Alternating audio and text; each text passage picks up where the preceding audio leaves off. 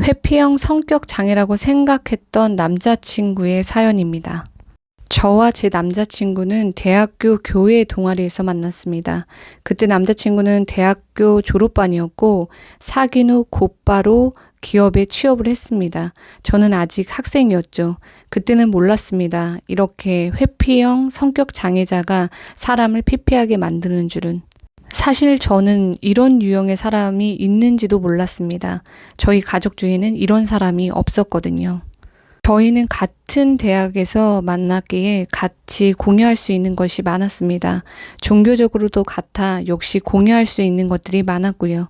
남자친구는 직장에서 일을 하면서 저에게 너가 1년 뒤면 대학에 졸업하니 너와 결혼하고 싶다. 나와 결혼해달라고 이야기를 하였습니다. 저도 그와 결혼하고 싶은 마음이 있었고 대학을 남들보다 늦게 들어가 늦게 졸업했기에 당시 20대 후반에 접어들었고 조금 이를 수 있지만 그가 행동으로 저에게 보여주는 안정적이고 책임감 있는 모습에서 결혼을 전제로 사귀기 시작했습니다. 사실 사귀는 1년간은 서로 별다른 트러블이 없었습니다. 데이트 비용도, 연락 문제도, 결혼 문제도 딱히 서로 간섭할 거리가 없어서 주어진 환경에서 서로에게 최선을 다했습니다. 하지만 저희가 사귄 지 정확히 1년 뒤 남자친구의 회피형 성격 장애가 발휘되기 시작했습니다.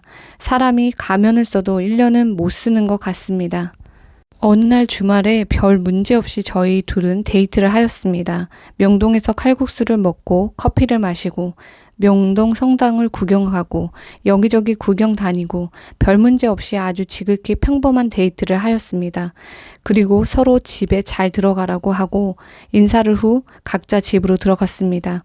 아주 평범한 아무 트러블이 없는 데이트였습니다. 그리고 그날 저녁에 잘 들어갔나 평소와 같이 카톡으로 연락을 하는데 제 카톡이 차단되어 있었습니다. 저는 너무 놀라서 그에게 전화를 했습니다. 하지만 신호가 2번 울리더니 전화가 끊겼습니다. 결혼을 약속하고 날짜 등 매우 세부적인 이야기를 하던 저희였고 이렇게 연락이 되지 않은 적이 없었기에 저는 너무 놀라서 이 사람이 집에 가다가 무슨 일이 있나 아니면 사고가 났나 너무 놀라서 핸드폰 메시지, 페이스북, 인스타그램, DM 등등 보낼 수 있는 연락을 전부 다 동원해서 보냈습니다. 저는 정말 그에게 무슨 일이 생긴 것 같아 뜬 눈으로 밤을 지새고 그 다음날 제가 일도 내려놓고 그가 근무하던 회사를 찾아갔습니다. 당시 저는 서울에 있었고 그는 경기도 신도시에서 근무를 했었는데 정말 물어물어 네이버 지도를 보고 찾아갔습니다. 버스와 지하철 2시간 반이 되는 거리였던 것 같습니다. 그의 회사 빌딩에 도착하니 당연히 근무자 외에는 들어갈 수 없었고 경비팀에 저는 어디 근무하는 누구누구 좀 만날 수 있을까요? 제가 그 사람의 여자친구인데 연락이 안 돼요. 이렇게 찾아왔어요. 경비팀 직원들은 매우 당황하더군요. 이렇게 여자친구가 그곳에서 일하는 직원 남자친구가 걱정되어 평일 오전에 찾아왔다는 게 말이죠. 당시 영하 15도 되는 한겨울이었는데 추위에 떠는 저를 보고 매우 불쌍해 보였는지 경비팀에서 본인들 휴대전화로 제 친구의 전화를 대신 걸어 주었습니다. 다행히 그들의 전화는 받더라고요. 무슨 회사, 무슨 팀, 무슨 누구입니다. 오빠 나야 하며 제가 전화하니 매우 당황해 하더라고요. 그러면서 그는 갑자기 너가 여기가 어딘데 찾아와? 라며 적반하장의 화냄과 동시에 짜증을 저에게 내더군요. 퇴근 후 그와 만나서 이야기를 나누는데 본인이 잘못했다라며 다시 잘하겠다라며 이야기를 했고 그렇게 잘 마무리하고 저는 집으로 돌아왔습니다. 당시에 저는 회피형 성격장애를 가진 사람들을 한 번도 만난 적이 없습니다. 이런 종류의 인간은 처음이었고 사실 지난 1년간 정말 아무 문제 없었고 둘 사이에 결혼 이야기가 오갔고 심지어 결혼 이야기를 꺼낸 것도 남자 측이었기에 저는 정말 요즘 고민이 있거나 실수라고 생각하고 넘어갔습니다. 하지만 이 일 이후로 또 정확히 한 달 뒤에 저와 관계된 모든 SNS를 다 차단하고 그는 말 그대로 잠수를 탔습니다. 저는 2번째로 이 일이 발생했을 때 이 문제의 심각성을 가지고 그의 어머님과도 이야기하고 또 그의 교회 전도사님과 목사님과 이야기를 했습니다.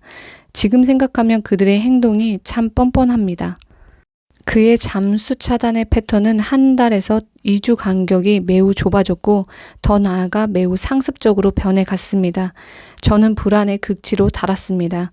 그래서 저는 결혼이고 뭐고 저 자신을 위해 그가 회피형 성격 장애가 발휘된 지 5개월 후, 아니 정확히 그가 가면을 벗은 지 정확히 5개월 후 헤어졌습니다. 저도 그와 마찬가지로 다 차단을 했습니다. 참 이 회피형 성격 장애가 무서운 게 헤어지고 나서 그는 저와 다시 인연을 이어가려고 어떻게든 저를 불러내려 애를 쓰고 약간의 스토커 같이 저의 주변 지인들을 통해 저를 만나려고 했습니다. 하지만 이게 되지 않으니 저와 그와 공통된 지인들에게 저에 대한 악담과 험담, 거짓 소문을 퍼뜨리며 다닌다는 것입니다. 본인의 행동에 대한 사과는 못할 망정 오히려 더 뻔뻔하게 상대를 말라 죽이는 것도 모자라 인격살인까지 합니다. 회피형 성격 장애 절대 만나지 마세요. 이거 보시는 분들이 꽃길만 걸으시길 진심으로 기원합니다.